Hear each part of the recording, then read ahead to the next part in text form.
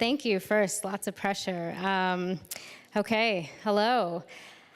I'm going to start with a story, actually, and I think I'm supposed to give you guys a position on technology and how it's going to revolutionize advertising, but this story actually, I think, perfectly discovers where I stand on that. I don't know if anyone here is familiar with Garry Kasparov.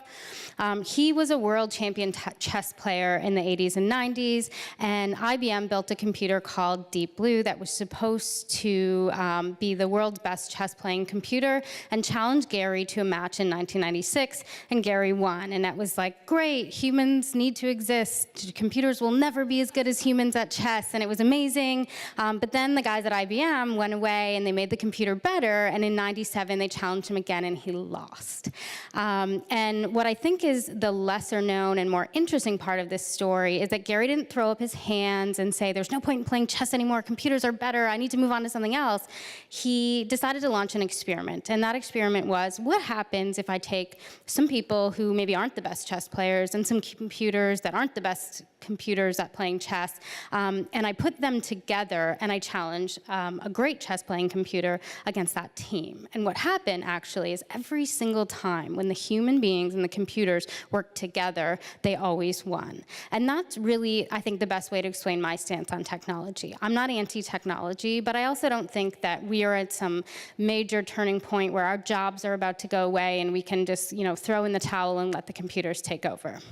I don't think technology alone is going to save us. I think there's been a lot of issues, whether it has to do with trust and transparency, and really there's two things that explain my point on that. The first is that technology inherently is bad at ideas. It's not human, and I think the best ideas have a lot of human insight.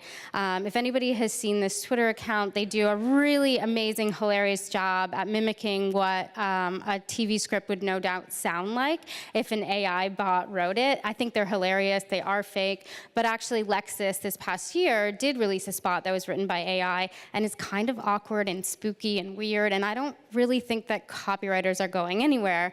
And so I think the point I want to make about this is that often when there's technology and it's a shiny new object and everyone chases it and your creative brief becomes, do something with VR or AI. And I've actually seen more videos of people watching AI or VR than I've actually experienced VR. Like, I don't think this is the future yet. The next thing that I think is wrong with everybody, chasing technology as the solution to everything is that we've become obsessed with short-term effectiveness. And now I'm a planner. I don't think effectiveness is a bad thing. But when all we're thinking about and all of our time and our money and our effort is creating things like this, programmatic, dynamic display, whatever, it's super cool. It really works. It drives sales. But if that's all we do, I think we're missing out on the long-term beauty that is brand building. And if anybody else in the room is a planner, I think, legally have to read the long and the short of it from the IPA. And what they did is they looked at a lot of campaigns and they said over time, short-term gives you these sales lifts, but if you're not thinking about brand building and you're not just focusing on that tactical stuff, you're going to miss out on long-term growth. And I think when we put too much stock in technology, and especially ad tech, we forget about those traditional brand building things. So my stance is really that technology is a tool that can make a big idea more useful, but you need to have a big idea. And quickly, 4 examples of, I think, brands that are doing it really well. The first is Patagonia.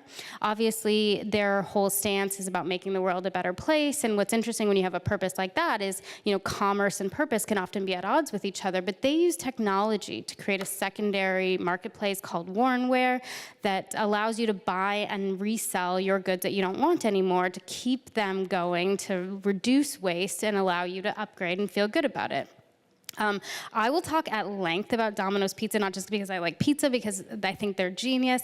Their CMO's actually gone on record saying, we're not a pizza company, we're a tech company that sells pizza.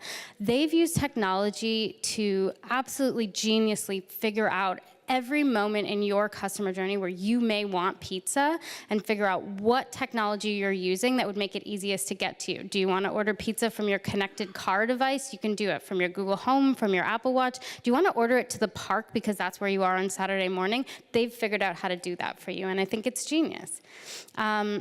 I've seen a lot of voice gimmicks. I'm sure we all have. The only one that I really like is Johnny Walker has used Alexa to develop voice-guided whiskey tasting lessons, which is great. Their brand's all about sophistication and the pursuit of learning and wisdom. Perfect example. Last but not least, this one's a little bit out there, but when you think about luxury hotels, Accor hotels, all about anticipatory service, being able to offer you a personalized experience, they found a way through your webcam and using biometric data to figure out, to give you a bunch of stimulus and figure out customized vacation recommendations based on how you react to that stimulus. And I think if that's what you're trying to prove to me, that you know me and will be able to deliver personalized service, that's a great way to do it.